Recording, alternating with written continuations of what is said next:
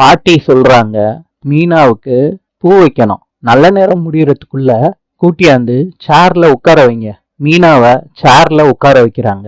பரஞ்சோதி மீனாவுக்கு திருஷ்டி கழிக்கிறாங்க. பாட்டி சொல்றாங்க, சக்தி நீ மீனா தலையில பூ வச்சு விடுமான்னு. சக்தியும் பூவை எடுத்து மீனாவுக்கு வச்சு விடுறாங்க. அப்ப பரஞ்சோதி சொல்றாங்க, கர்ப்பமான பொண்ணுக்கு பூ வைக்கணும்னா அவங்க குழந்தை பெற்றிருக்கணும் சக்தி.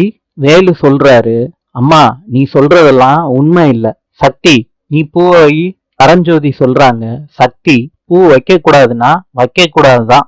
வேலு சொல்றாரு, அம்மா சக்தி பூ வைக்கணும். சக்தி சொல்றாங்க, வேலு அத்தையே பூ வைக்கட்டும். சக்தி முதல்ல நீ பூ வை.